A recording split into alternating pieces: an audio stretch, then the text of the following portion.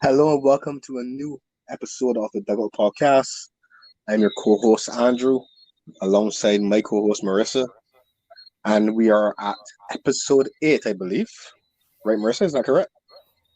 Or 9. I losing track already. Oh, it's been going that well. Yeah, it has, That's great. That's great. Right. So, yes, viewers. So today we'll be, basically discussing most things football, at least in the world of the Premier League. But I'm going to do things a bit differently today, since I want to put on my analytical hat for sure. So I'm actually going to hand the reins over to Marissa, and we're going to start with yeah. I'm going to hand the reins over to you because today is all about keeping my composure. You know what I mean? Oh, I see. Okay. Yeah. So I'm trying to be cool, calm, and collected today, despite the fact that the temperature might rise a bit as we go forward. But we are going to look at the opening weekend of Premier League fixtures. In particular, we're going to be focusing on the results of our top 6 positions, the teams that we would have named as our top 6 teams to finish. So that's where we'll begin. Marcel, you want to kick us off? I think the first weekend's fixture would have been Arsenal and Palace, which Arsenal came out 2-0 victory. Your thoughts? As I predicted. Let me just put that out there. That's true. Mm-hmm. Well, let me just start by saying the only game that I watched every single minute of was mine. So let me just put that out there. So really? yes, really. I thought Arsenal Palace was a decent game. I felt like Palace played well. Palace played better than I expected them to, given their disjointed preseason. And I felt like they could have gotten something from the game. I didn't think Arsenal were fantastic, but I do think that their defense and their defending as a whole is what really got them those 3 points, to be perfectly honest. Palace had a few good chances, few opportunities, but they didn't take them. And you saw a resilience from Arsenal that you don't usually see. So, I give Jackie jacket. They deserve the 3 points at the end of the day. Okay. That was an interesting take on proceedings. If I remember correctly, this would have been the game that I predicted to be the weekend's banana skin. Yeah. How wrong you were. Okay, in the end I was wrong, but like you said, Palace could have gotten something from the game. True. And I would say that I was about, in terms of how the game panned out, I would say that I had to be about 80% right in my thinking about what that game would look like. It was the blueprint that I had in my mind. Okay. Arsenal came out the block, started like a house on fire. Memphis juggler had Palace under pressure. Palace couldn't get out for the first half an hour. Arsenal got the lead. Arsenal, did look the better side in the first half. But as I said, as long as Palace remain in the game, Palace will get their chances. And the Selhurst Park crowd will, start to, wake up a bit. Yeah. Second half, we saw. They did. Yeah, they did. In the second half, we saw Zaha, we saw Eze, we saw Ayew started getting into the game more, Schlupp as well. But here's why Palace got nothing from the game. I found that in key moments, Palace have a tendency to dwell on the ball a bit too long, and some of their players, their attacking players, Zaha included, made the wrong decision, and maybe that's why they're at Palace and not at a team that would generally compete for a higher position in the table, because too often they made the wrong pass, the wrong final decision. I agree, but you still have to credit Arsenal's defending. I don't have a credit nothing about Arsenal. Oh my gosh. But no, get me wrong. Have is a very strong word. I don't have to. But in the interest of fairness, I would say this, and I think I'm being fair actually. I think Arsenal's. I wouldn't say Arsenal's defending was exceptionally good except for Saliba. I thought he had a really really good game. Yeah, he did. That's the thing because when you say half the credit Arsenal defending, and you talk about a resiliency from Arsenal, there was a resiliency in terms of they didn't concede, but I think Exactly. that was down to Palace's poor decision making. Because let's be fair, as they should have scored, Meza Zaha and throw a goal. Yeah. I don't know where he get the ball so straight at Ramsdale and shot. I think somebody nodded the ball back across goal and shot slot. Head the ball. He didn't get a good connection on the header, and that's 2 goals to 1. And then the goal that really sealed the game, which was the counter attack. But how the counter attack started was that Palace had an attack. You decided instead of you played the ball he left to Zaha. You decided to turn the other direction and go into a wall of Arsenal players and lose possession and turn over the ball. And then Saka made on the field. A good interplay by Arsenal. Give him credit for it. The ball eventually landed to Saka, and then some of his luck is involved in football. Let's be clear, big deflection, ball goes in net. So and that was against the run of play for sure. Exactly. So when you say give Arsenal credit, it was not. I don't think that because for me to give Arsenal credit about their defensive play, I would expect that it would have been a game where Palace didn't look like scoring. If you tell me that, cool. But I think Palace had their fair share of the ball, fair share of chances. So I felt as though I think Saliba deserves a lot of credit. Get me wrong. I think there were some nice performances in Arsenal, but again, I think Palace could have definitely, made a prediction come true had they taken their chances. As a, slut, are you, But anyway, Arsenal leave you 3 points. I'm sure, Arsenal fan TV fans had a hell of a weekend. But they're 37 more for Arsenal. So don't count your chickens before they come home to roofs. All right. That's the thing about it too. I think that's something that I want your listeners to really bear in mind as we go through these results. Like some teams definitely played better than some, but one thing we do have to remember: the season is not won or lost on the first day of the season. Correct. Exactly. Nothing is written in stone as yet. So let's move on to the second fixture of the weekend, which was Liverpool and Fulham. In terms of the big six things, I should say. So we have Liverpool and Fulham. Mercer, you may start again. Well, the only team that I would be waking up early and watching at that time is Chelsea. So I only got it in time for the second half, which I watched all of. And I thought Fulham were really good. I know we would touch on Liverpool and their shortcomings, and everybody was ready to bring up the pitchforks for Liverpool over the weekend. But I mean, you have to give Fulham credit. Fulham were good. To be honest, I know you're going to want to talk about that penalty decision, but even before that penalty decision occurred, I still felt that Fulham had chances. Fulham had chances to retake the lead. And to be honest, I think that they were very unfortunate not to have come away with 3 points. I felt like, again, the season no start. Even though everybody generally had a preseason, you could still tell that there are teams that are still trying to get their players back up to full fitness and full sharpness. And I think that's where you guys struggled. And then Thiago again. And that's something that I want you to touch on when you touch on this game. Being out for what? 6 weeks? 6 weeks now he's going to be out. Sounds about right. Yeah, sounds about right. Right. I mean, to me, that Liverpool needs a midfielder. It was obvious for me and you, I think. I think we mentioned that before. But will they go for another midfielder, especially now with Thiago being injured? I don't know. But I thought that even though Liverpool were a bit off the pace, I still feel that instead of criticizing Liverpool, I think we have to praise Fulham more because remember, they now come up. Yeah, they have a decent manager in Marco Silva, but they now come up. Even though they have played in Premier League before, this is still their first game having been promoted. And to really take on Liverpool, the second best team in England, one of the best teams in Europe, the way they did, I thought you have to commend them for that. Fair enough.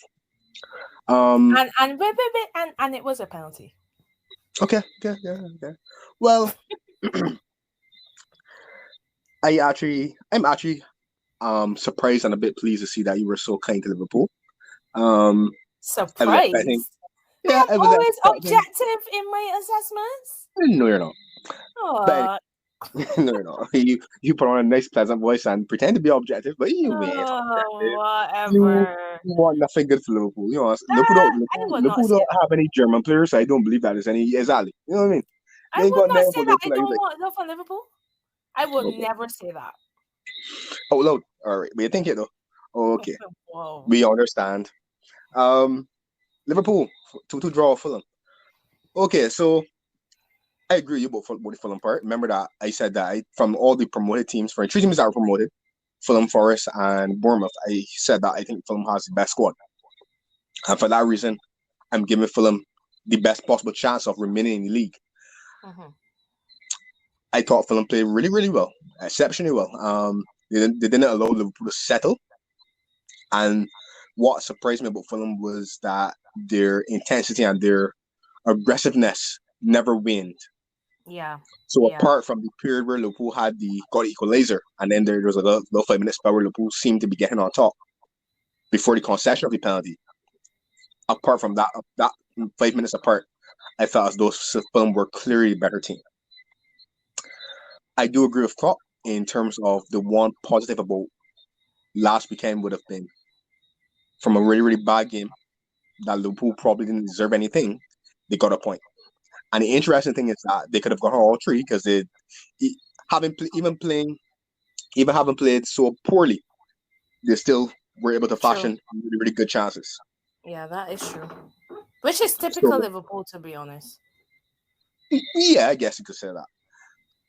But I was disappointed in Liverpool's performance. I felt as though the team never got into a rhythm, and I think that's partly down to what Fulham did. Fulham really pressed the ball aggressively, and in midfield there was a guy from Portugal. You remember his name? Paulina midfielder? Something. But I know who Can't you remember mean, his name. though. Yeah. He was very good. He was on the Liverpool players like white on rice, man. They didn't have a second to breathe. But Liverpool, too many players from Liverpool's end had a lot of average performances. Van Dijk was average, not in terms of things that we normally associate with Van Dijk in terms of um, hitting those long balls and being pretty accurate with them was really off. Trent again was average. I thought Matip made poor decisions on the ball as well. The midfield, all three of the midfield players had average games. I felt what helped Liverpool a bit would have been the substitutions that were made. I thought Nunes made an impact when he came on, and that kind of reinvigorated Salah's performance. Salah got in the game a bit more. I felt Harvey Elliott made a difference as well when he came on.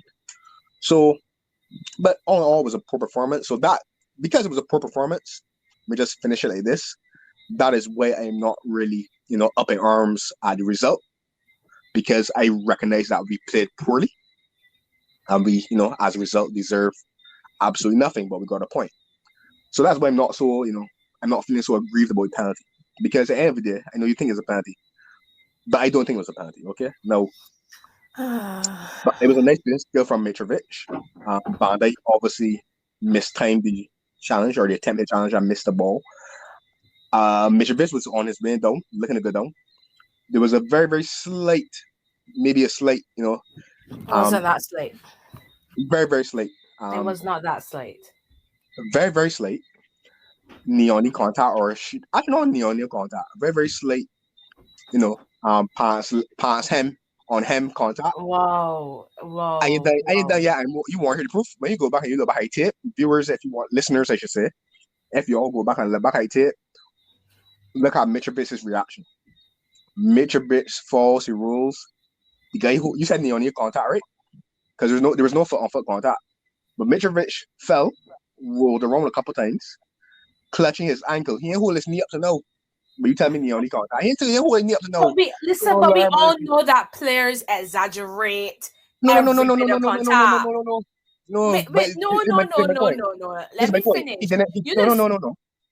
Here's my point. You said neon contact, but he didn't touch. He didn't hold the area. Not if he hold his knee. But that's standard, Andrew. That's not standard. He ain't holding it. No, you just see players get touched in the chest and go down clutch in the face. That's normal. They know That's when what you try they're to get some. That's when you doing. try to get someone sent off. This is different. Exactly, and he was trying to win a penalty. Which means he called the referee. So what I'm trying to say is that Van Dijk But barely it does touched him. not If he mean touched him at that all, he did touch him. like I said, him on him. But Pass him on pass him. But never that's get neither here nor into there.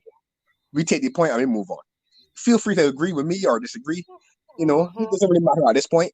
But the guy by a penalty. And there are people who agree with me too as well, Marissa. I spoke to some people from the gym who are not Liverpool fans who didn't think it was a penalty either. I don't care who agree with you.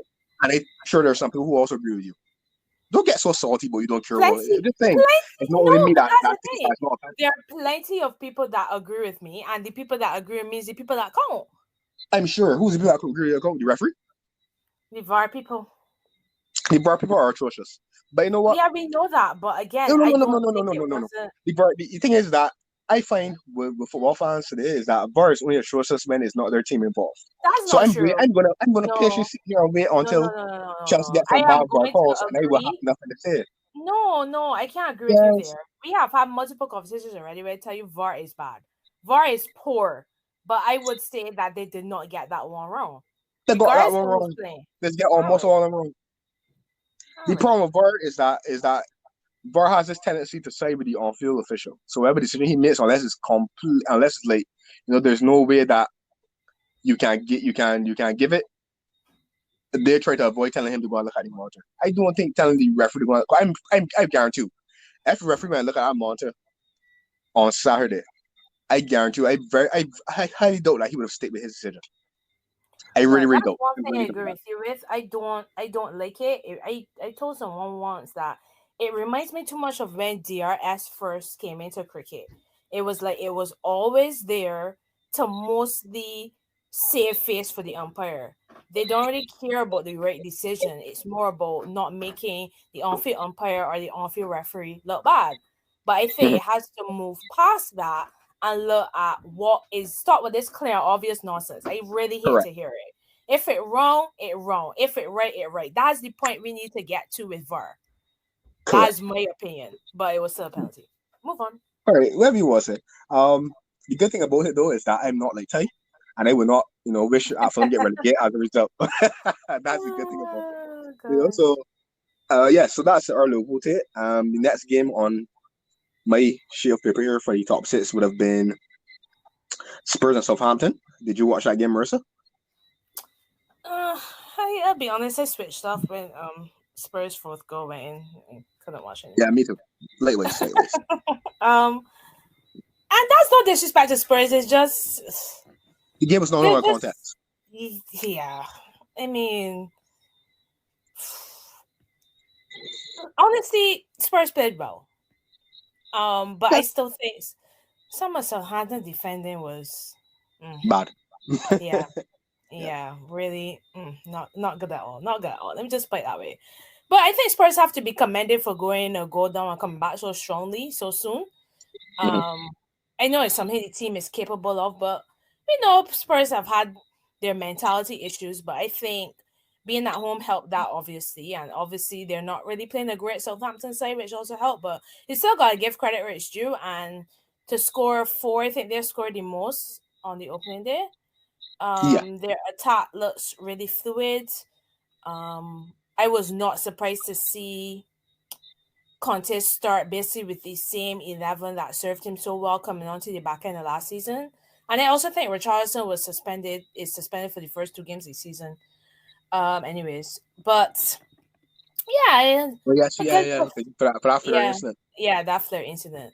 So, I mean, it was a good performance. I really missed the days when you could really count on Southampton to, really give a top side a challenge. But then Liverpool started buying all their players, and those days are dead. But anyways, but yeah, I really hope that this is not another season. I know we're not talking about Southampton, but it's just something that came in my mind. I really hope it's not another season where they're gonna vary between extremes, between being very good and very bad. They had too much of that last season, and I think that I really don't want to see it again. But yeah, Spurs were decent, and give credit where it's due. It would not surprise me if this is another season A similar season to last for Southampton. I because of the players that they would have lost in certain respects, and I don't know much about the players they brought in terms of reputation. Mm-hmm. So it'd be interesting. I almost feel as though it's like they're like a sort of a unknown quantity in terms of I do not know what to expect from them. But I do hope that Definitely. they stay in the division. Yeah. So you could buy more Uh, players. I understand. no. Whatever. Moving on. Well, not moving on. Spurs. Like you said, I switched off the channel when they went for 1-up. Um, I think greater tests lay ahead for Spurs, such as next weekend's game against Chelsea. Yeah. So I think I'll watch the game for sure, and hopefully I'll learn some more about Spurs, and then I'll reserve a bit more comment for about Spurs after that game.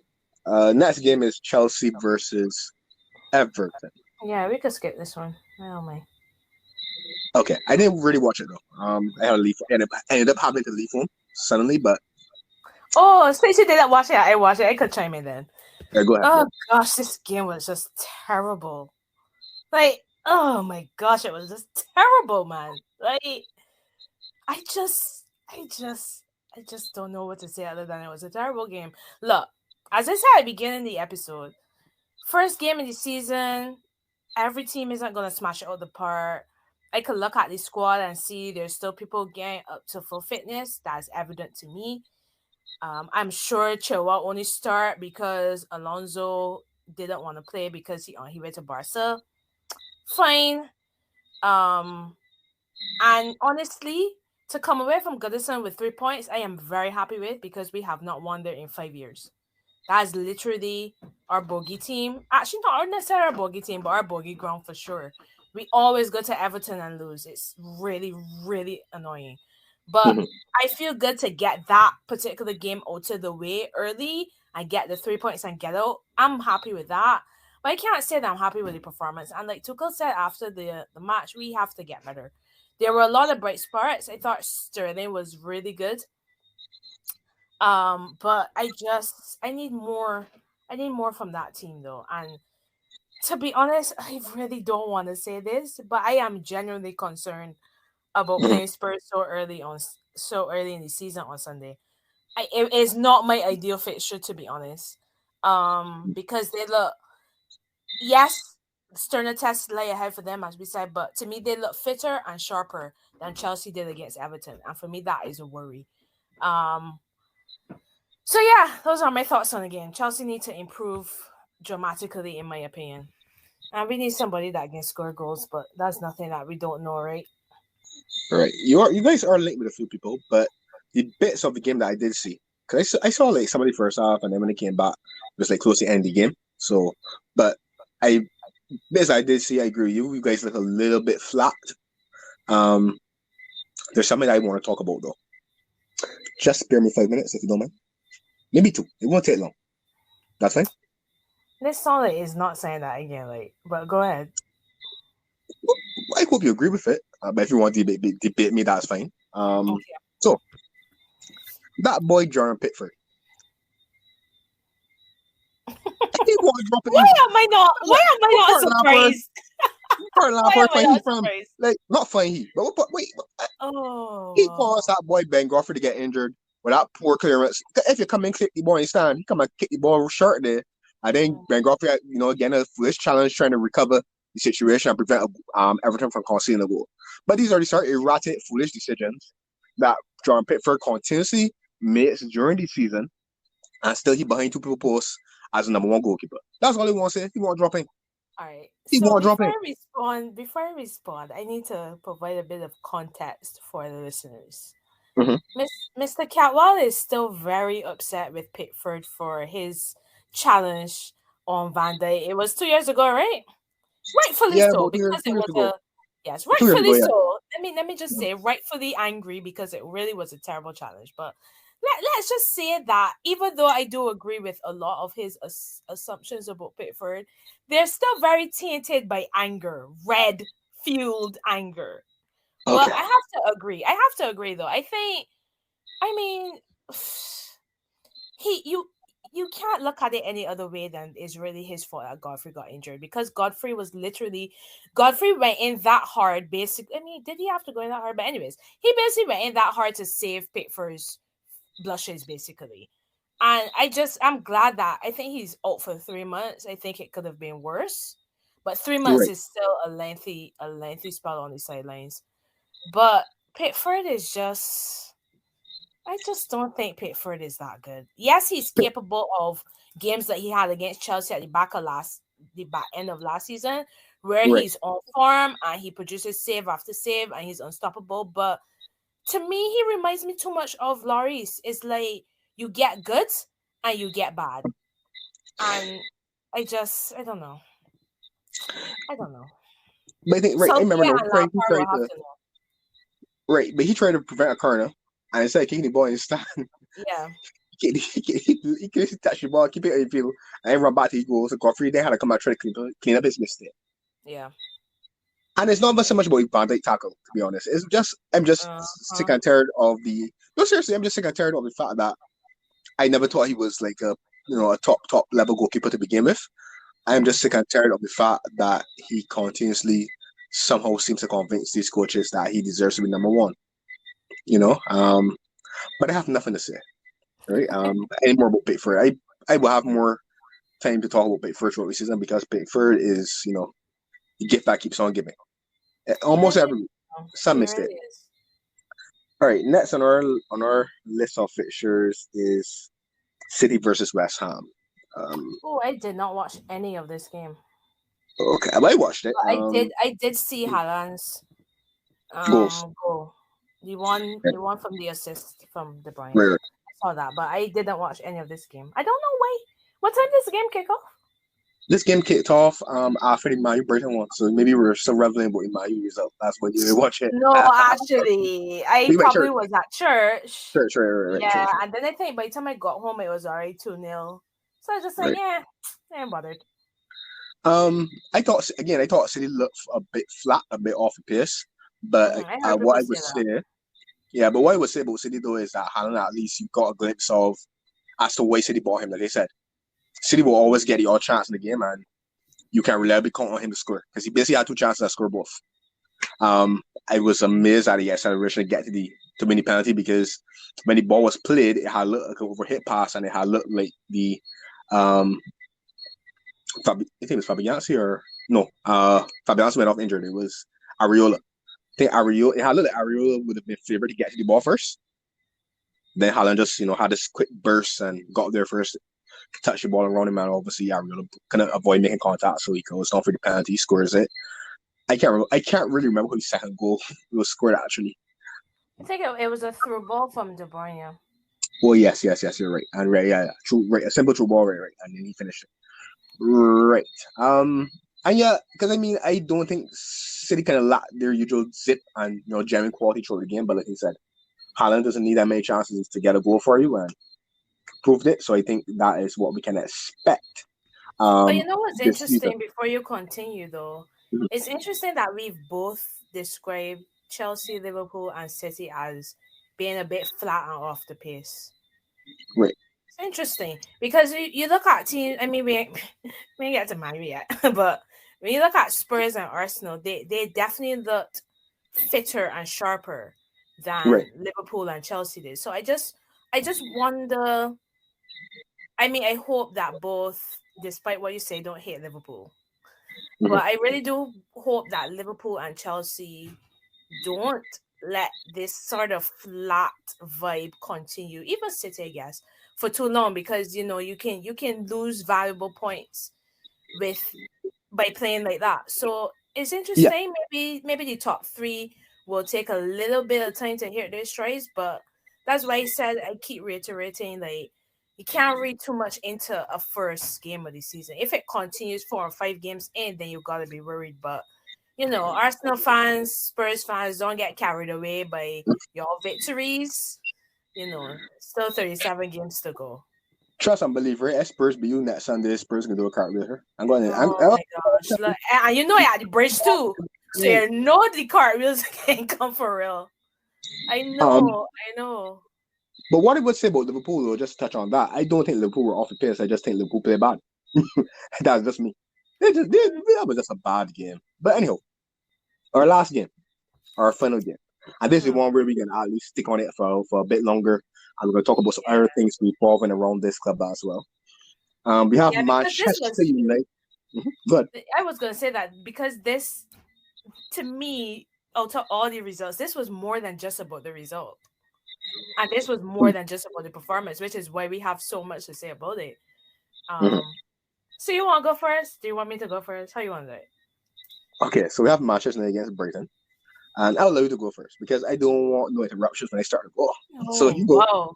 You You know go. a rant coming. You know a rant It's coming. not a rant. It's not a rant. Isn't it though? I It can is a time it though. composed outburst. Okay. Mm, mm. AKA a rant. Oh Anyway, boy. so I would have watched the first half only because I went to church. Mhm. Um, and the first half just showed me all I needed to see. My United were wow. My United were very poor in that first half. Like the ease at which Brighton got in behind multiple times, the ease at which Brighton dominated their midfield as well.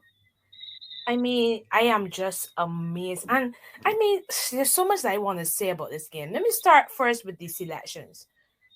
I Mhm. know Varane has had fitness issues. Mhm. And this was a private conversation I had with you about Ten Hag reiterating that Maguire will remain captain. For Right. me, that was basically gonna say that Maguire gonna start most games. Then you buy a centre back for 57.5 million pounds or euros or whatever. You're not buying him to sit on the bench. But I am amazed at how Ten Hag, unless Varane has fitness issues and injury issues that I don't know about, I'm amazed at how Ten Hag could choose to put Varane on the bench and put Maguire in centre of defense, captain or no captain. Jordan Mhm. Henderson is Liverpool's captain, but since Klopp has been there, Henderson has never really been. I mean, yes, he got back his form a lot in the last couple of years, but initially Henderson was not playing regularly as a starter for Liverpool, even though he was club captain. I know it's the first game of the season and you don't want to say anybody, but for me that's an error, man, because Maguire's slow, and if you're playing a high line, that's not really gonna work. But anyways, that was my first gripe. My Mhm. second gripe is a gripe that we are going to talk about in terms of their transfer business, which is the midfield. Now, Mhm. to me, they don't really have any choice but to pay Fred and McTominay because who else? Well, actually, no, they have Donny. They can pay Donny Van de Beek there too. That's the thing. Like, why have you looked at? Because I assume he looked at Manchester United performances last season, and you saw the ease with which that midfield has been dominated when the two of them play, and you're gonna pick them. Like I felt like McTominay specifically was poor. He lost possession a lot of times, and it allowed Brighton to counter attack quickly as well. So I just feel like it's not. I'm not gonna blame. There are things that I'm sure we get into that I feel that Ten Hag is at fault for, but not necessarily this defeat. I just think. Oh, then again, if he picking the wrong players, you could say that he technically at fault. But I don't want to go there yet because it's his first game. But I Mhm. just feel like Manchester United do not have the personnel to play how he wants to play, Mhm. and I guess that's where we can get into their transfer business. But that's what I would say for now. But, as I said with Fulham, you have to give credit to Brighton. I think you told me this already when we were talking about it briefly too. You have to give credit to Brighton. Brighton played better than I expected because for me, the reason why in my prediction I did not expect Brighton to score a goal, let alone two, was Mhm. because they lost their best midfielder in Bissouma. They lost Cucurella. Those are two big players for Brighton. And I really did not expect to see the Brighton that I saw on Sunday, but that's my fault because Graham Potter is an excellent manager and he will get the best out of whoever is playing. And I think that you could have another season where Brighton continues to excel and continues to do well because for me, you go to Old Trafford and you literally dominate Manchester United. You have to say it was brilliant from Brighton. As bad as Man U were, you have to say it was brilliant from Brighton. So you go ahead. Let me start my stopwatch. All right. So, all right. So basically, for me, here's my takeaway from the game. I know people will complain about, like you said, well, there's one thing that me and you agree with, which is that I don't think Man U, as presently constructed, quite have the personnel that Ten Hag, that suits the style of football Ten Hag wants to play, right? But I actually thought Man U started the game quite well. I thought for the first 10 minutes, I saw a bit more movement in the midfield from McTominay and Fred in terms of creating angles for the pass to get hold of defense, right? I saw Maguire show for the ball and step out into midfield as well. I was not surprised to see Dalot start at right back instead of Wan-Bissaka. Shaw on the other side. He's probably on his way out though. Yeah, definitely. But so the only issue I had with Man U in terms of starting 11 was that I didn't quite understand why he played Everton as a false nine. For me, I would have maybe put Rashford through the middle and put Everton on the left or Fernandez, and let him rotate in that channel or whatever the case would be. But once the first goal went in, it seemed as if Man U then started to lose a bit of confidence and started to lose the plot a little bit in terms of what they were actually trying to do and trying to implement. Now, the reason I was not as concerned about Brighton, I think I had Man U to win the game, though. I think I had Man U to win 2-1. But I'm not concerned about Brighton because Brighton reminds me a bit of Liverpool and City in terms of they're well coached. So they could lose 5 players. Not 5 is maybe an exaggeration, forget me, but maybe 2 or 3. Like what happened? They could lose that, but you notice that it's not about good players are important, but it's more about the system. Everyone knows their jobs and knows what they're supposed to do. So the system does not change, and they've been doing that system for the last 2 or 3 seasons. So basically, Brighton came with a plan, as they always do, and they played the way they usually play, which is that they try to exploit the half space. Right? They try to exploit the half space and the wing area, create overloads on that side, and then play the ball in the half space and get runners from midfield. And what Man U's midfield failed to do was that Man U's midfield failed to track the midfield runners. And then the back 4, maybe they need a bit more time on the training field. They weren't in sync, so they weren't moving as a collective unit. Because if you look at the first goal, Harry Maguire goes to step up. But first, Harry Maguire is a bit too deep compared to the other defenders that are around him, which are Shaw and Martinez. He's a bit deeper than them. But as you can see, when the ball is played, Maguire steps up, Shaw steps up, Martinez follows the striker into the defense, right? Which I don't blame Martinez for, because Martinez could see that they made a blindside run behind Maguire, so Martinez can see that Maguire's already a bit too deep to play offside, so you have to go back with him. So when that happened, when the pass happened, and Martinez follows the striker into the defensive area, into the final third, Maguire, if you look at Maguire, turns around, raises his hand because Maguire's appealing for offside. Even before the goal was scored, Maguire was trying to appeal for offside. Right? The appeals are already started from Maguire. But someone would say Maguire's ball watching, because you look at Luke Shaw, who tries and then they come back on the cover, and it's basically all number 2 to 1 at the back post. But as I was trying to explain to the person, I don't think that Harry Maguire was trying to ball watch. I think people have to accept that Harry Maguire is extremely slow.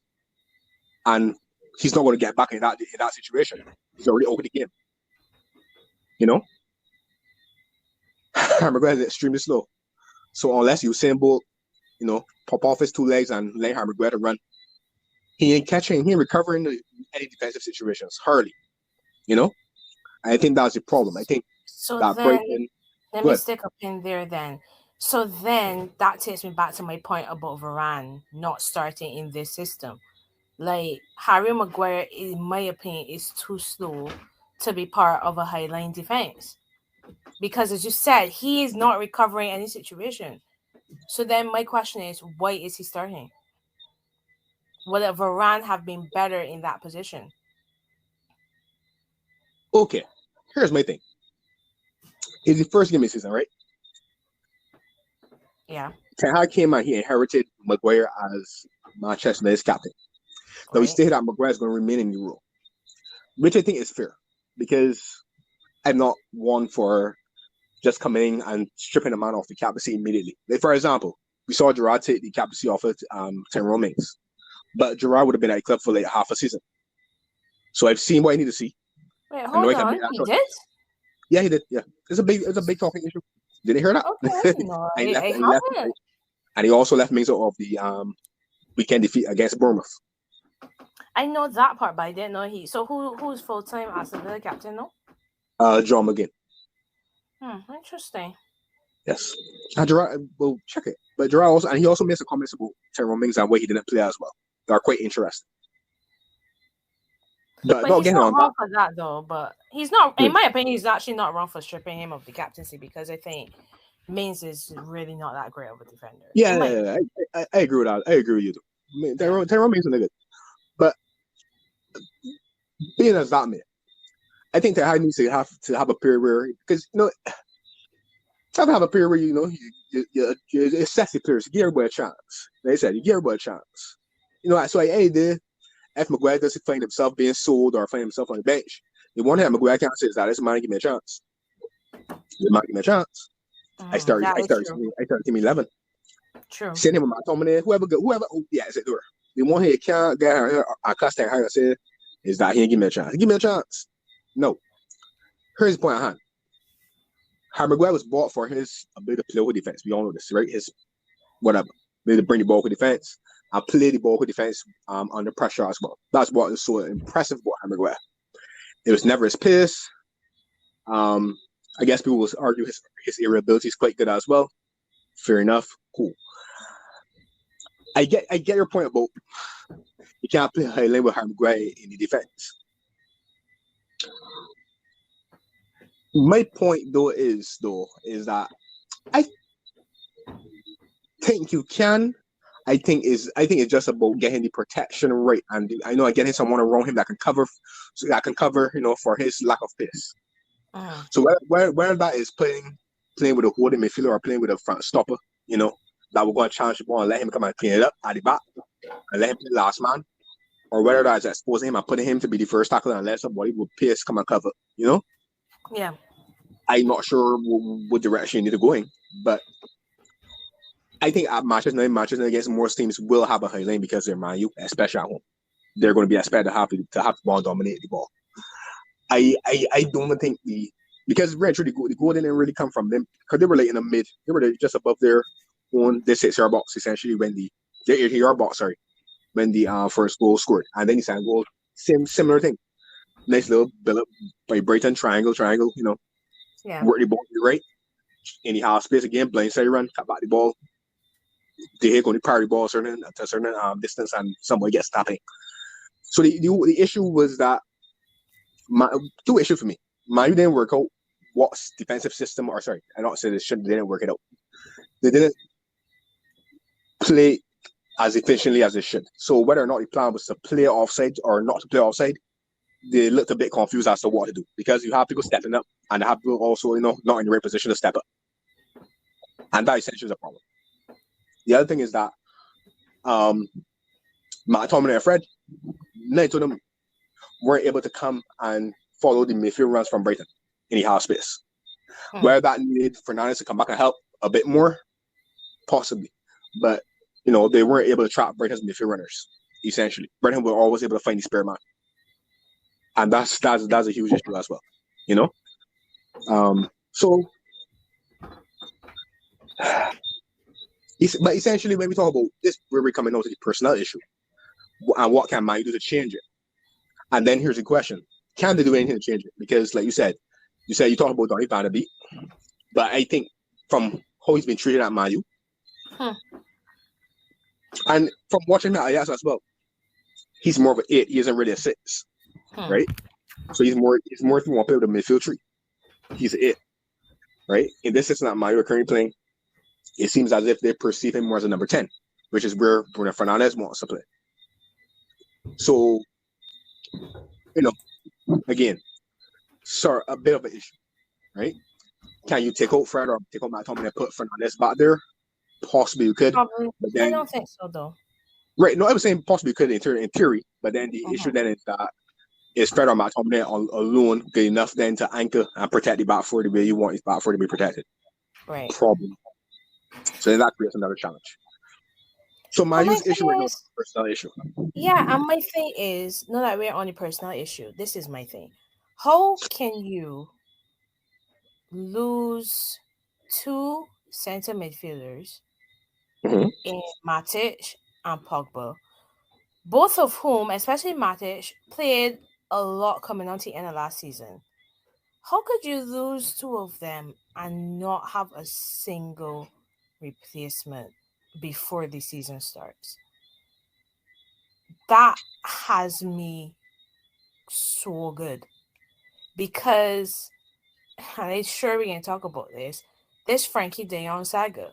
Like, if they're saying as they've said, Frankie De Jong is Ten Hag's priority signing. Frankie Mm-hmm. De Jong is the man that Ten Hag wants to build the team around. If we don't get Frankie De Jong, he said the other day, it's not about signing anybody, it's about getting the right players. In his mind, Frankie De Jong is that right player. If they don't get Frankie De Jong, clearly they're not going to try for anybody else. At least that was the impression before all these other links come out this week. How on earth are you going to spend 3 months negotiating with a man who keeps saying, I don't want to go, I don't want to go, I don't want to go, or I don't want to go until I get this money from Barca or whatever, and then it's looking like he may not even come at all? To me, that is embarrassing for a club like Manchester United. Mm-hmm. Granted, he could still come.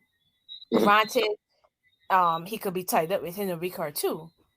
But Mm-hmm. if Frankie De Jong does not go to Manchester United, that is going to be embarrassing for that club, in my opinion. Especially Okay. since you have made it clear that you are not going after any other midfielders. Mm-hmm. Okay. Um. There. There. Okay. Allow me to put an alternative spin on this whole De Jong saga, right? Mm-hmm. Because I get what you're saying. Now, here's the question: are there any viable options, alternative options than De Jong for what Ten Hag wants to implement as his team? Okay, No. what do you mean by that? So when I say viable options, are there similar type midfielders that are available? Are there similar type of midfielders that are of a similar quality? Okay, probably the answer to that is no. Mm-hmm. But let me also throw something that I Right. saw today. I trying to Google the name, but I may mess it up. There was a guy that Rangnick recommended that Man United sign before he got sacked or left or whatever. I think his Right. name is Lemieux. I think he Mm-hmm. plays for Leipzig. I am not sure, but he is a central defensive midfielder. Probably not in the same ilk as Frankie De Jong, but I think he's more in the ilk of being one of those old-fashioned CDMs. I could be wrong, but apparently the club did not take Rangnick's suggestion on board, and yeah. So that was an option, or that is an option. It's not in the Frankie De Jong ilk, but I mean, come on, Frankie De Jong. Even if Manchester United get Frankie De Jong, he can't be the only midfielder that they sign. They lost two key ones, and to me, they should be moving on McTominay or moving him towards a squad player. So you need at least minimum two. So even if they're not similar midfielders in the Frankie De Jong ilk, they're still similar. They're still midfielders that can play as a six, a true defensive midfielder that can still improve Man United. That's how I see it. Okay. Good. Now, I'm not sure how much you saw Ten Hag's Ajax, but Ten Hag doesn't really play with fixed midfield, or even a fixed front three. He likes to Okay. play with guys who rotate and are everybody technically comfortable with the ball, right? And they rotate positionally. That's why De Jong is important to Ten Hag and Manchester United, because what Ten Hag's vision is, I believe, is for De Jong to be the person who receives the ball and gets the attack moving forward, right? Okay. But and everybody interchanges positions. I feel that if they got Frankie De Jong, I think that they will start playing 4-2-3. Then you will see. Because I think that getting Frankie De Jong If they got Frankie De Jong, I don't think you would see both McTominay and Fred for sure. I think that Definitely you not. then might see that Donny Van de Beek getting the team a bit more. And maybe De Jong, Van de Beek, as somebody else in a rotate, in a sort of like fluctuating position midfield where everybody's just, rotating a lot positionally to create angles for passes. And you're expected to be competent in whatever position or pitch you find yourself in. Yeah, but then what happens if De Jong doesn't come? Then what for Right. Ten So, Hag? this is where you come into when you talk about De Jong, because they've been presidents for this, They've been presidents. Think back. There was a few years ago, Liverpool needed a centre back. I remember Klopp said that everybody knew, it was like the worst hidden secret in Premier League. Klopp wanted Virgil van Dijk. Remember? City also wanted Van Dijk. Now, there's a slight difference in terms of that. In terms of Van Dijk also made it clear that Liverpool was his first choice option. He was not going anywhere else, right? Exactly. But at the same time, we didn't get him this summer. I remember everybody was like, "Oh, so wait, Klopp didn't send another centre back." That Klopp was like, "I'm prepared to wait for my man," and he got him in January. But it's But different. let me just make the point. What I'm trying to say is that there is something to be admired, at least for me. There is something to be admired for someone saying, "Okay, once I know the guy wants to come or the guy's willing to come, I'm prepared to wait. So if I don't get him in summer, I will get him in January." Because we also have alternatives, right? But for me, a transfer must make sense not only short term, but it must make sense long term. If you're going to sign somebody for an exorbitant fee. If Man U eventually gets De Jong, whether it be nowhere, whether it be January, then the pursuit was everything that eventually would have been worth it to get him, right? Of course. Correct. So my thing is that I don't necessarily fault Ten Hag for saying, "Listen, this is the guy I want, and I'm prepared to wait to get him, or wait as long as possible to see how this plays out before I start looking at alternatives, or even if I don't look at alternatives, because it might be the case where you're saying, for what I want to do, there's nobody else like him right now. So maybe the benefit might be to wait a year and see who emerges. Someone always emerges throughout a season. I believe that there's something to be admired about, holding out and almost like believing in your pursuit of this one piece, if you think it's a centerpiece. So I'm not going to be overly critical of Ten Hag for saying or for refusing to look elsewhere when it comes to Dale. Okay, but as I was saying though, for me it's different. It's different because publicly Frankie De Jong has been saying since this whole saga started that he does not want to come to Manchester United. Yeah, but I'm not dealing with that part. I'm just dealing with part of I don't blame Ten Hag for saying, "Well, this is man I want." Right, but you're saying that there's something to be admired about pursuing this person and waiting and see how it plays out. But if this person is different for the Van Dijk situation, Van Dijk wanted to move to Liverpool. The reason Van Dijk did not move to Liverpool this summer before y'all got him was because of Southampton. It's not the same here. So for me, you're pursuing a player that is publicly saying he's not only saying he doesn't want to leave Barcelona, he's saying also he doesn't want to come to Manchester United. To me, that is different. All right, so here's my thing. And this is what I'm trying to say. I accept that some things are different. What I'm trying to say is that I'm not being critical of Ten Hag for it. I'm just simply saying that there's something that I'm married with someone saying, "Well, this is my first choice and this is one that I want." Right? Regardless of whether the player want to come or not, that's something totally different. A different argument. I'm just saying that I admire Ten Hag. It reminds me of the Van Dijk pursuit in terms of because it would have been easy. Admittedly, yes, it's a bit different because Van Dijk want to come. But it would have been there are probably a lot of teams or a lot of coaches in that moment, in that summer, that would have signed someone else instead. Correct? Yeah, because but again, because and I guess this where it was similar. This is where it's also similar to Frankie De Jong. At that time, there was really not a huge market for centre backs either. So whoever you were gonna sign was gonna be pale in comparison to Van Dijk. So that's also where it's similar too. It's not like nowhere there are a lot of good centre backs around. But then whoever you guys would have signed would have not been of the same quality. And you guys had the encouragement that once y'all meet Southampton valuation, y'all would have gone Van Dijk. But here's the thing: I don't necessarily agree that there are a lot of a bucket load of good and bats around. There are a lot of them. There always will be a lot of defenders, but I still think elite defender is a very premium item to have, right? But nevertheless, I do. I can't criticize a man for saying that this is my first choice and this is when I want. I take anybody else because the reality situation is that in Ten Hag's mind, there just might not be anyone else out there that can do what he wants the young to do. So, they think it's not a case where I think Ten Hag says we're not going to sign anybody ever, but it's a case where Ten Hag says, okay, there's nobody else available right now. If I can't get him and take anybody else, then we just wait and see. So we sign some other people in the meantime. I think that's probably the situation. So then what happens when Frankie doesn't come? If he doesn't come? Well, okay, but like I said, you're hoping that like you said, there might not be someone now, but you're hoping that in the next 6 months to a year of football, you see somebody else emerge that potentially, or you see somebody else develop that potentially can do what you want to do, and then you go for that target. And in the meantime? You play what you have. And in the meantime, we're based on what we saw on Sunday, where is that going to get Manchester United? But what we saw on Sunday is not what we're going to see every week. You're not going to play Brighton every week. Brighton is a special case because Brighton is not a top 10 team.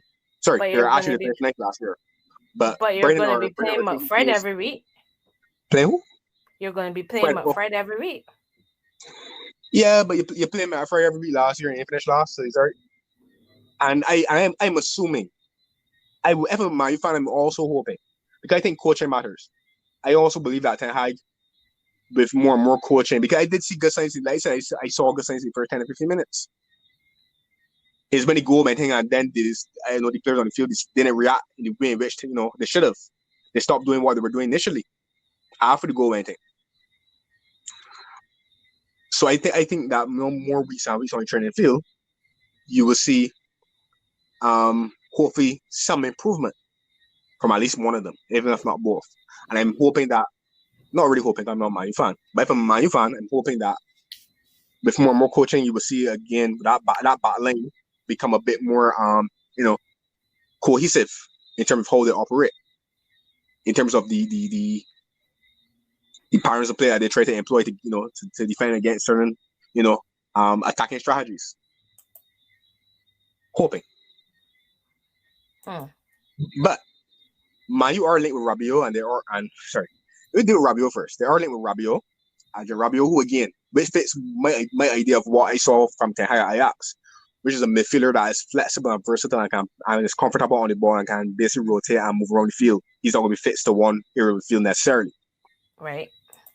So that goes into my thinking when I hear about that. Like I said, I think eventually, I expect, I don't know. I expect eventually Ten Hag would switch to a 4-3-3. I do expect that. So what do you think about Rabiot signing? Or sorry, potential signing? I haven't seen much of him, but I do know that when they were at the beginning transfer window linking Chelsea with every footballer under the sun, he was one of the names. But I remember that he has some issues off the field. And he has been criticized by multiple managers for those issues. I do have to say some Man U fans have echoed, and I do agree. If you want to have a rebuild, having a combustible character maybe isn't the best way to do it.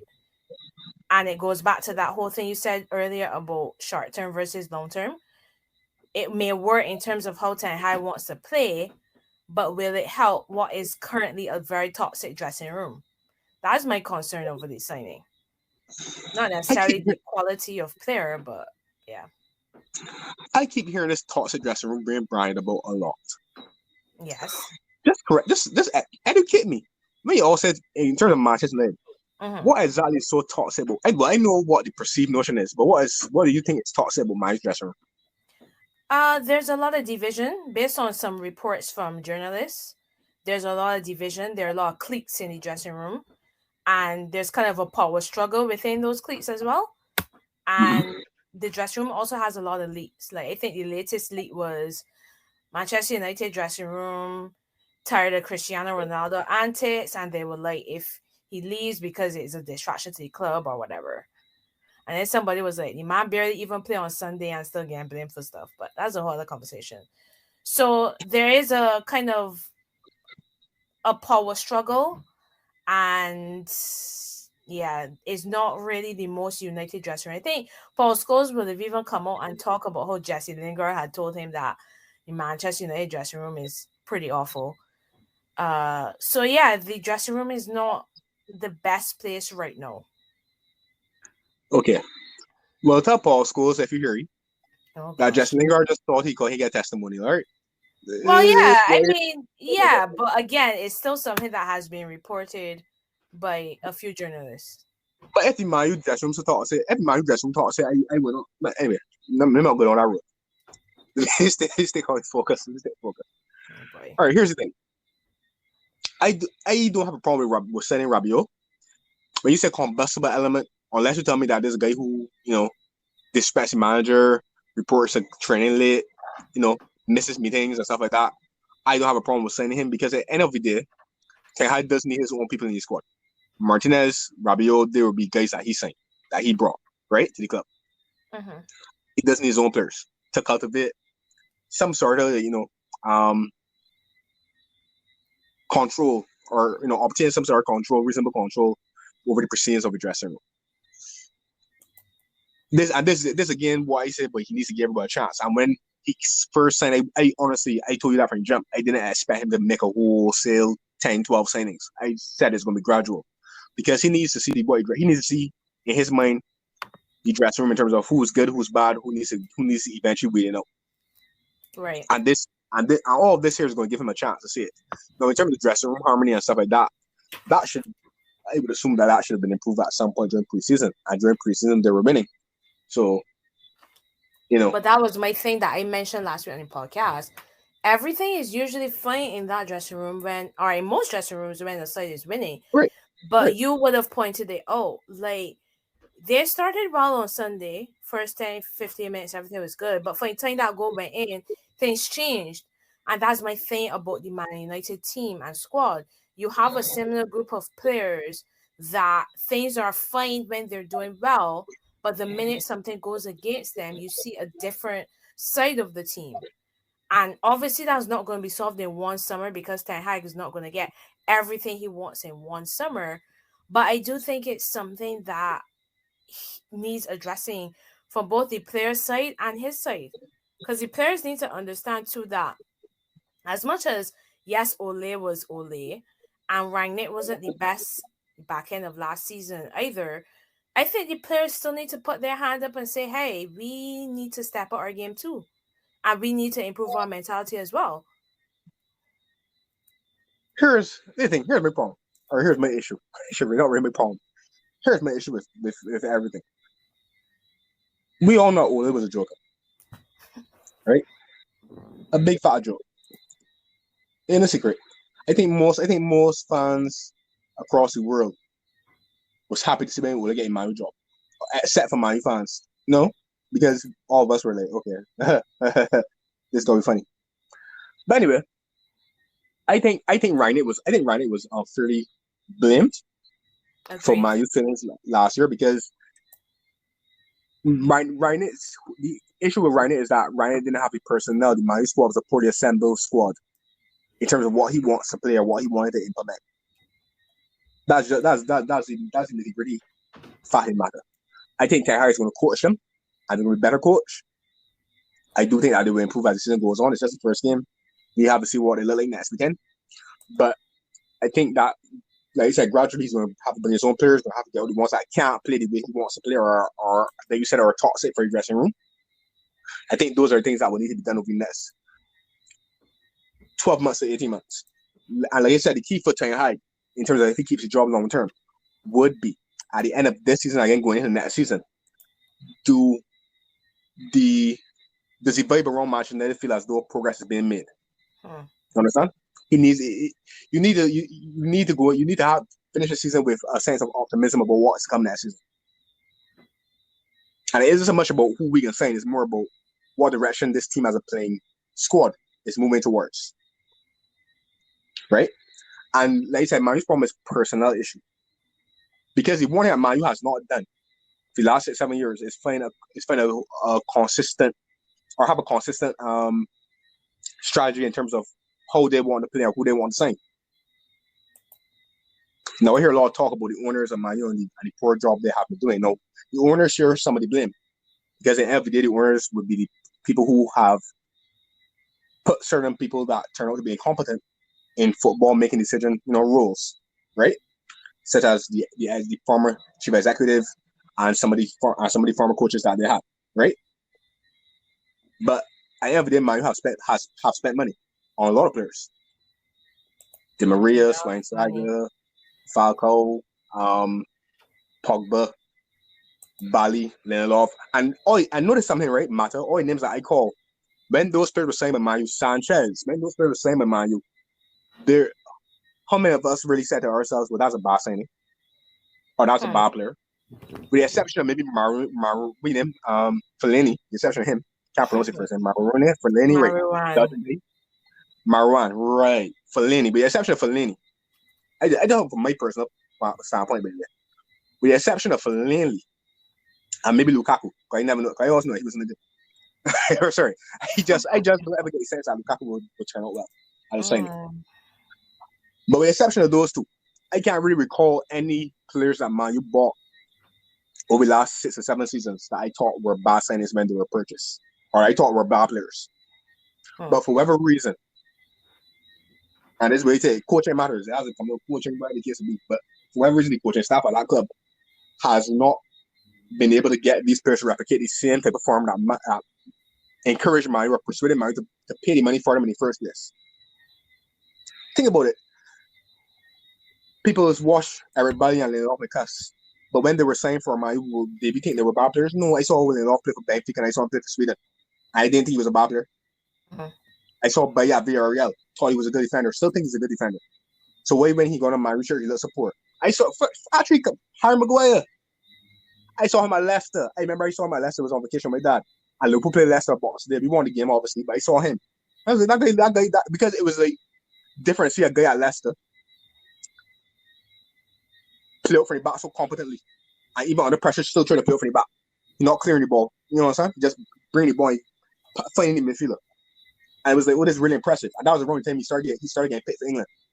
I don't think any of us thought, well, this is a bad player.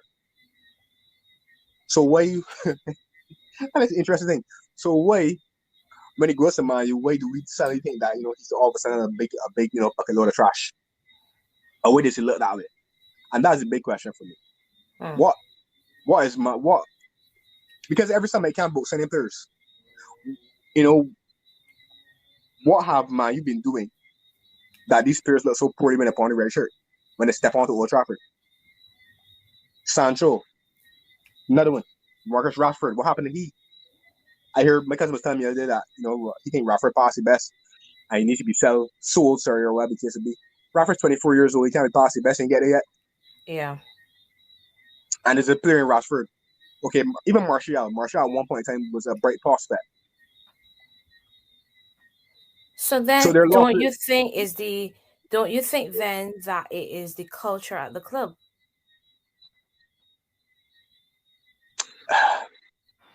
Because as you say, these players can't just become. These players didn't just become bad. Right. Nobody looked at these players and be like, "Oh my gosh, where am I United signing that player?" You didn't hear that. I agreed. And like I said, then again, that's what I said. The problem with is not necessarily it has to be then the people that the owners will put in place to make football decisions. Because I think when you send a player, actually not sometimes. Send a player has to be more than just the player's football ability. Right. It has to be the character, his personality, his attitude to certain things or whatever the case may be. And here you talk about culture, well, it must be that then. But then you have to answer, who signed these players and why, did you guys consider these things? Because the reason that I was so volatile towards Pogba, I've been so volatile towards Pogba in the past, is that he's one that I think has been guilty of not showing the right attitude. I don't see him on a day-to-day basis, obviously, I train the field, but from what I heard him say on his departure, from what I heard him say from what I saw when he was playing at certain times in game, he didn't show you right attitude. The same Lukaku, the same Martial. So I mean, for example, when Cristiano came back to the club last year, the first thing Cristiano said was that something is wrong with the attitude. He made a comment about that quite early on. Yeah. So, and that's a problem, So,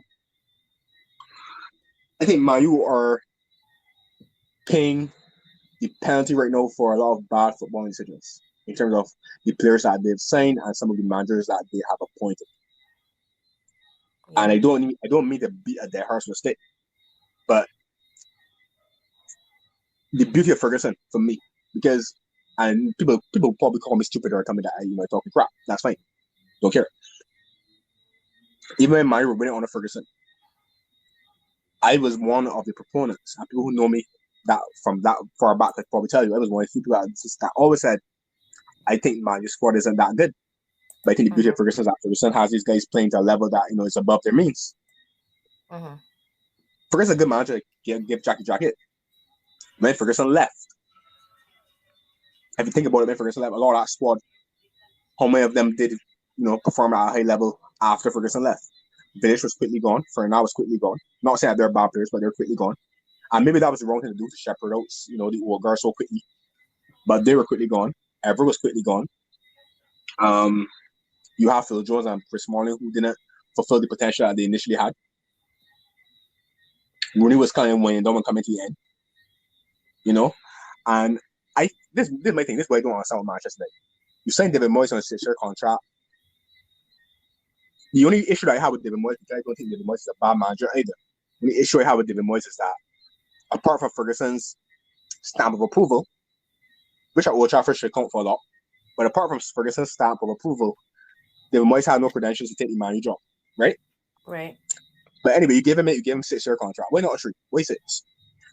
Because yes, I get mine were champions. I went David Moyes was sat. They were probably 7th or 8th place in the league.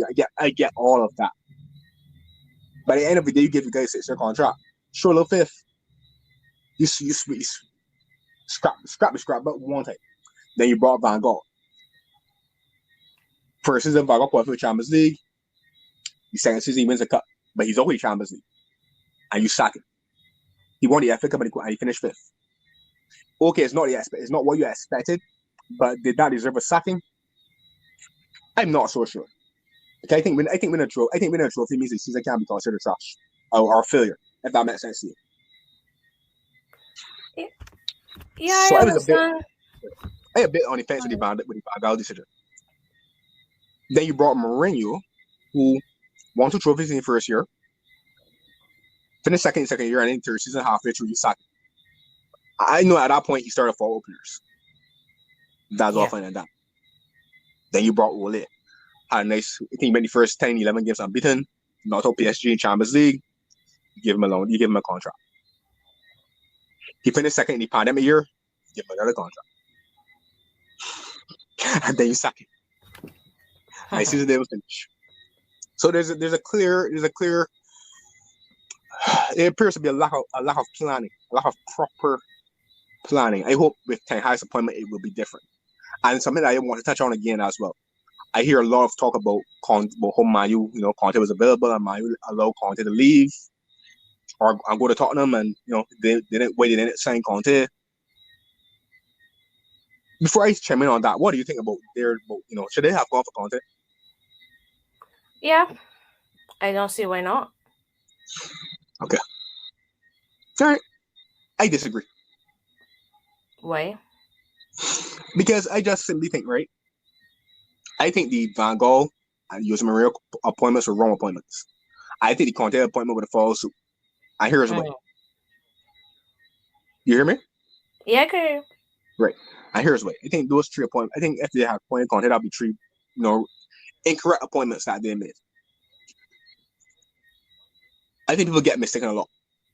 Because mine were so accustomed to Ferguson and the dizzying success that they had in those terms, they're in a hurry to get back there. Right? But I think what people are missing is that with those managers, because at the end of the day, the complaint was that Jose and Van Gaal played negatively. They played too pragmatic. the football is not entertaining. Conte is not known for playing an attractive brand of football necessarily. So whilst the immediate success that they might have had would have been gratifying, I think at some point we would end up, in the same position that we ended up when they were under Jose and Van Gaal, which is that people will be a bit disillusioned with the style of football he plays because Man U is an institution, right or wrongly. Actually, rightly, because they're a big club. They demand that they must win, but they must win playing a certain way. Conte would never coach Barcelona. And I don't think he will ever coach Man U. Shouldn't, because trust me, the fan base demands that Man U play a certain way. For example, when Jose was there, they won a couple of derbies against Manchester City, correct? Yeah. And even if you think about the ones that they lost, but even think more vividly about the ones that they won, playing, defensively, 10 men behind the ball, compact, and then trying to break on the counter attack. Remember that they were happy about the win, but it was also but after. But next season we want to see we kick on though. We want to make sure that we play, because My U's idea is that we're matches now we have to play a certain way. My U are not going to accept. For example, the 5-0 against Liverpool last season. We played them week after next, which is their next home game. They got beaten 5-0. They're coming back in that game as presently constructed with a similar squad. Trust and belief.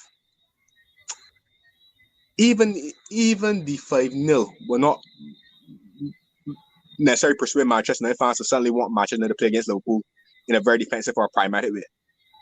Because they expect that crowd's going to demand that they show bravery to get on the ball and they try to, fashion some attacks. So I'm not so sure if Conte is the right appointment for that reason. It has nothing to do with whether or not Conte is confrontational. I don't buy that confrontational statement. Because to be honest, any manager worth his salt, his weight in salt, or weight in gold, for example, is going to demand that he has the final say on incomings and outgoings in terms of transfers. If I can't determine who leave and who come, then let me go home and you coach the team. So that's nothing new. That is Klopp, that is Pep, that's any manager, that is Tuchel as well. Yeah. Most top managers want that luxury to decide who leaves and who goes. What people forgot and what people blame Conte for is that under Chelsea, on the previous regime, it seems as if, certain players were signed that Conte didn't necessarily want, or certain players remain at the club that Conte didn't necessarily want. Yeah. At Inter Milan, it seems because their financial situation, they were trying to sell players that Conte didn't want to leave. So that's why Conte walked away. It has nothing to do with Conte being, difficult to work with, in my opinion. I think he's just like any other manager. I want the final say on who comes and I want the final say on who goes. I think in some cases, if he says to you, well, I want to sign Messi, and you tell him, well, I can't afford it, I think that's reasonable. I don't think that he's going to throw, a hissy fit about that. But it's when he says, well, I wanted Messi, and you bring him Philip Lahm, for example, that he ain't got problems. Right. It's when he says to you, well, Harry Kane left in here, he's not for sale. And then he wake up in the morning and see that Harry Kane gone for medical at Chelsea. Then he got problems. I think that's fair. Well, so, I just think though, I agree with everything you're saying, but it then goes back to this. At the end of the day, Manchester United need to have the right people in place to be making footballing decisions. And to me, they don't. And that ultimately is what needs to change for this club to go forward. In my opinion. Correct. Ten Hag seems to be a good coach. And that's why I told you where do I have Man United finish? I can't remember. Was it me or you that put them sixth or fifth? I had them fifth. I think you had them sixth. I had them sixth. Okay. Yeah, but I do think that they will improve. I just have them in sixth because I think the squad needs major surgery. But I think he will try to get the best out of them. But in the meantime, or over the course of the next year or so, I think the hierarchy needs to make sure the right people are in the right positions. I do, because that's the only way that they're going to move forward. Here's the thing. To me, from personal experience, I've learned that, to be honest, most of the time, 2 or 3 sentences is enough. Maybe 4. Yeah. per window. I think when you Of the start getting right 6, 7, people. 8, exactly. When I think when you start getting 6, 7, 8, that's become a problem. And in terms of right people, to me, right people don't necessarily mean big money. Right people just mean people Exactly. that will come and improve your starting 11 immediately. Right. So then you have a situation where Fred and McTominay, instead of starting there, come off the bench, which means that squad still goes a bit deeper and it becomes a bit stronger. Right? Right. Right. Exactly. So I feel as though, go ahead. no, you go ahead. Right. Like you said, I think that the football decisions that have been made, and why I mentioned that some of the previous signings is that they've been a bit held to skelter. And the reason it's been a bit held to skelter is because they've changed the manager too often. Right? I think they need to stick. That I hope, and that way, I hope if I'm a man, you finally hope Ten Hag gets a bit of time, more than 18 months. Hope he gets a bit of time to really see if he can put his imprint on the team. And by team, I Right. don't mean by a new player for every position. I just mean coach, and trust me, the ones that can play or can adapt to what he wants will stay, and the ones that can't will eventually be sold or loaned out till you find a buyer for them or the contract expired. Right. Then that's the whole nitty gritty. I think because might have changed coaches so many times, and the transfer strategy in terms of what style of football they've been trying to play has changed so many times that now is a club where that way said is a personal issue in terms of not that the squad doesn't have any good players, but it's a squad that doesn't have a cohesive playing squad that seems as if they could fit into any particular pattern of play. It's a lot of disjointed parts. Right. I think that's where they find themselves because of the decisions that have been made in regards to previous transfers. So as much as I know there's frustration about the young not coming and whether or not he will come and chase him for the whole summer, if I'm a Man U fan, that doesn't bother me one bit. You want to know why? Because at least, it seems as if my club has identified a guy that they think can play a certain way that I want to play, and I'm going for it. I'm not necessarily going for whoever available and whoever got a big name.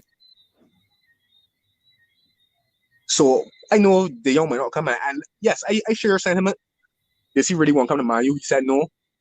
So then why chase him? I'm Manchester United. I shouldn't be chasing a player and begging him to come to my team, in a sense.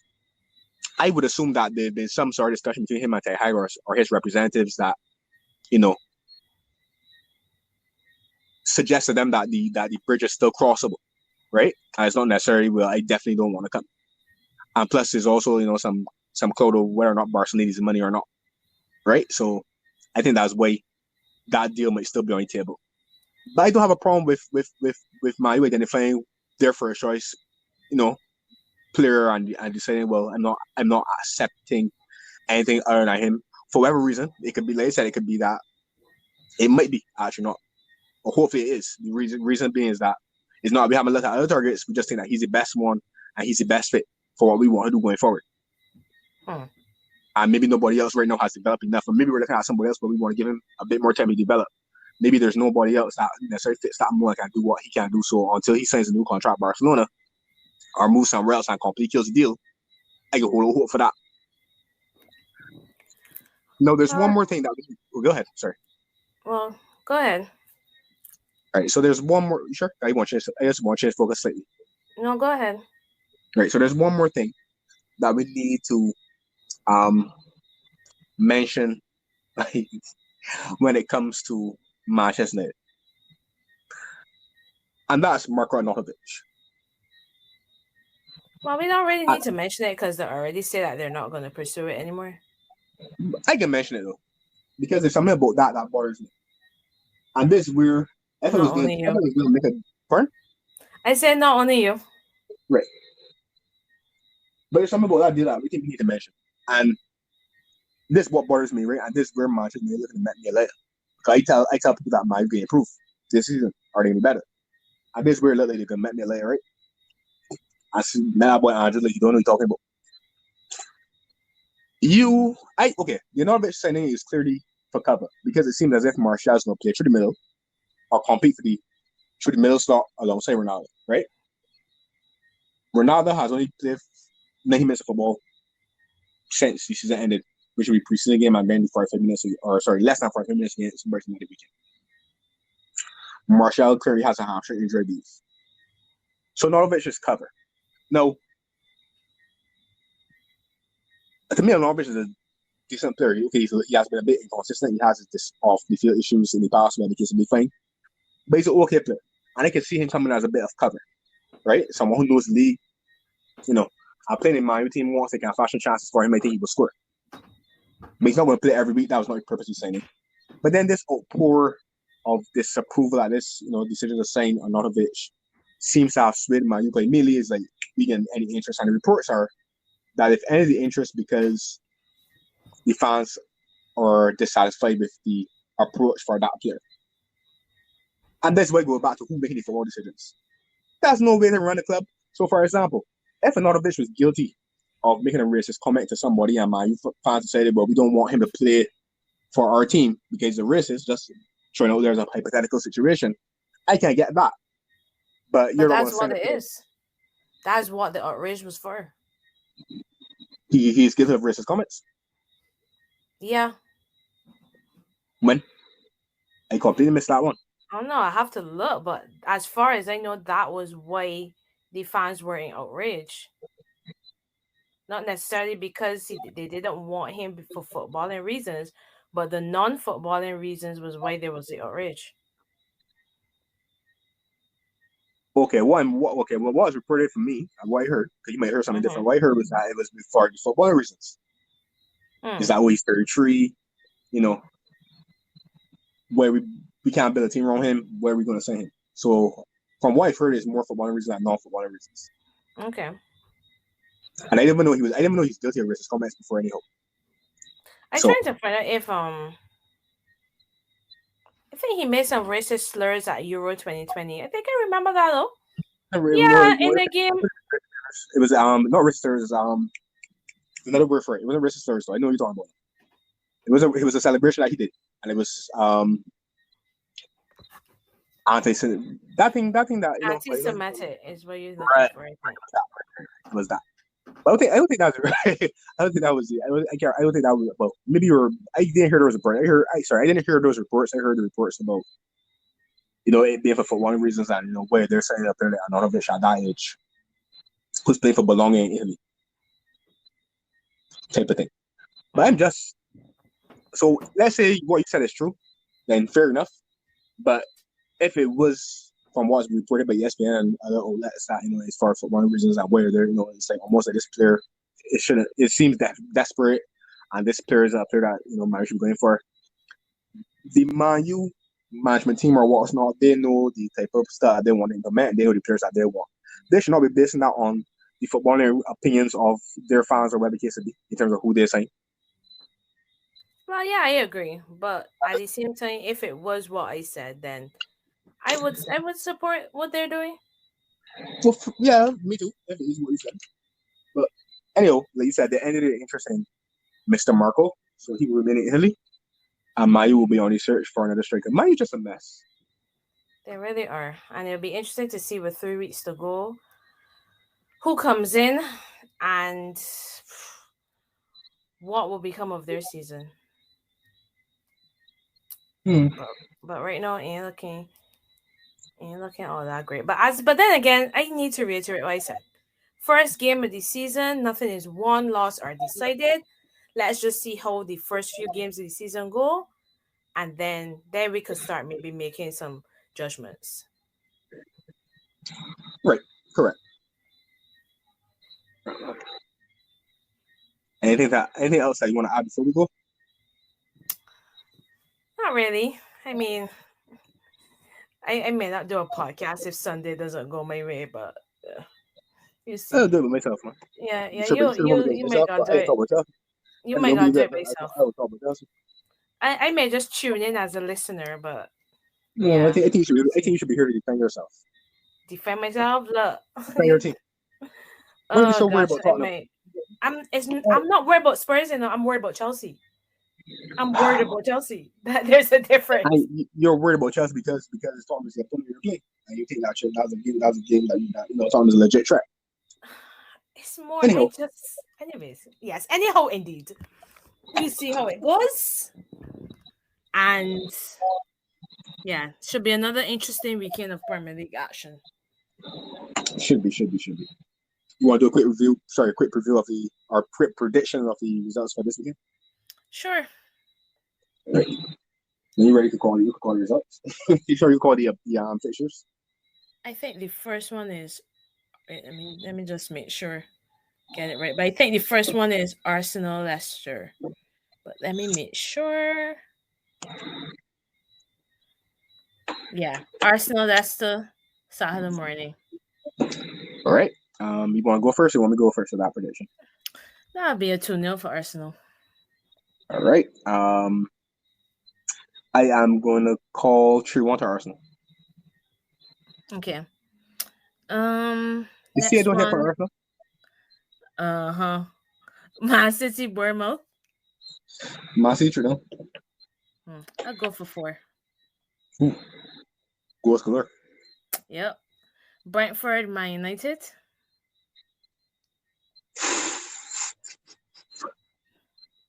1-1 draw. 1-1 draw. I think I'll go the same. Okay. Chelsea Spurs. So this game is on Saturday? This is on Sunday. On Sunday, okay. Oh, so there's not that many games on Saturday. They just feel like it. All right, so Chelsea Spurs, and this is early game on Sunday?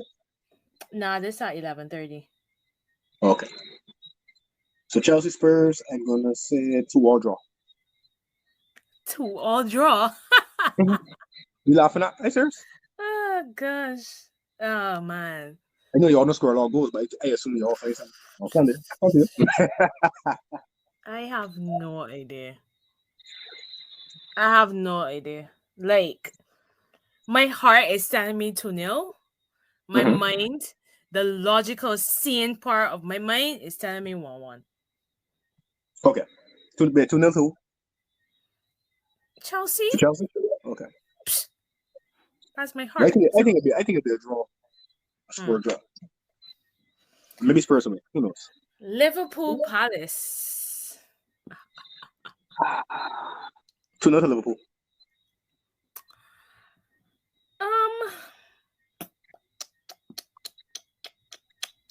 I say 3-0. Well, thank you. I almost thought you were going to say something else. Nah, I think that y'all will be desperate to put Saturday right. So yeah, 3-0 Liverpool. Well, that's it. I think that brings us to the end of our discussion for tonight. That's been it for another edition of the Dugout Podcast. I hope you guys enjoyed. Join us next time.